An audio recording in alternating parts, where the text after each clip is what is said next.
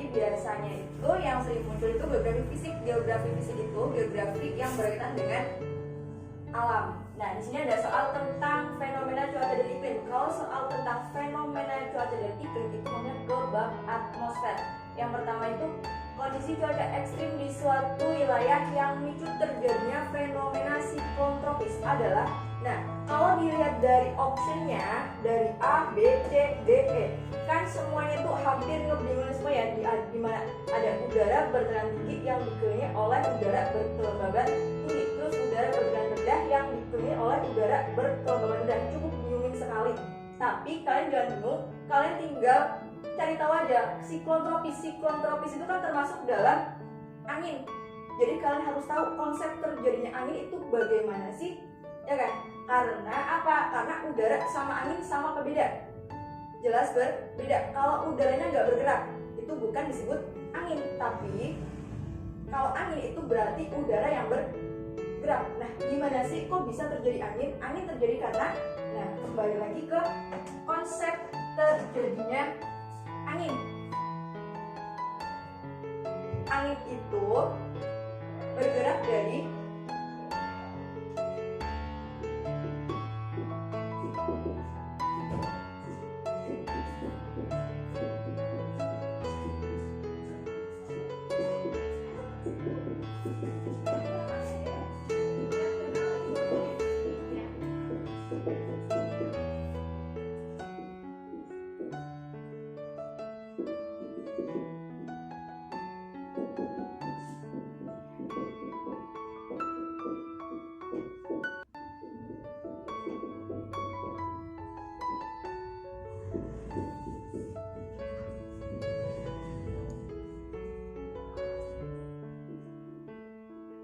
Oke ya, jadi kenapa bisa terjadi angin itu karena adanya perbedaan tekanan udara. Kalau udara tekanannya itu nggak berbeda, berarti tidak akan terjadi angin, tapi cuma udara.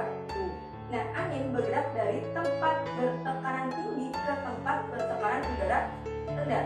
Kalau tempat bertekanan udara tinggi kayak gimana? Tempat udara bertekanan tinggi itu berarti kayak gaya yang dihasilkan itu lebih gede. Contohnya kalau misalkan kita lagi naik motor, itu berarti tekanannya sangat tinggi. Kalau tekanannya sangat tinggi, apa yang kita rasakan? Otomatis yang kita rasakan adalah dingin. Kalau dingin berarti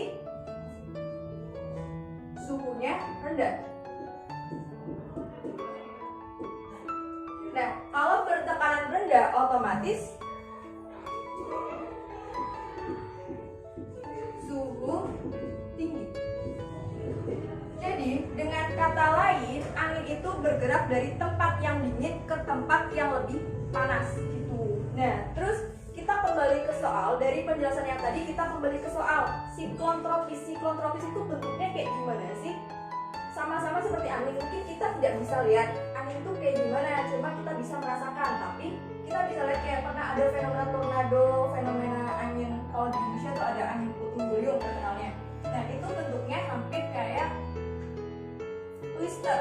Kalau kalian yang pernah makan wafer twister, pernah makan wafer twister kan? Nah, itu diambil dari kata twist atau nge-twist. Nge-twist itu berarti kayak berbelit-belit gitu loh. Nah, ini bentuknya dari siklon tropis.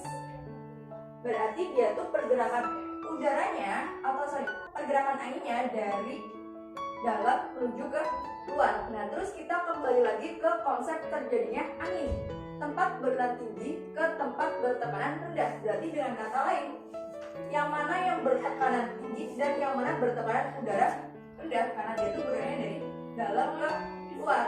Jadi kan bergeraknya dari sini, berarti di sini tempat bertekanan udara tinggi. Terus semakin keluar itu tempatnya semakin bertekanan rendah. Berarti udara bertekanan tinggi dikelilingi dengan bertekanan min. Itu konsepnya adik-adik. Jadi sudah tahu jawabannya yang mana? Bisa disimpulkan kalau jawabannya udara bertekanan tinggi yang dikelilingi oleh udara bertekanan rendah yang D.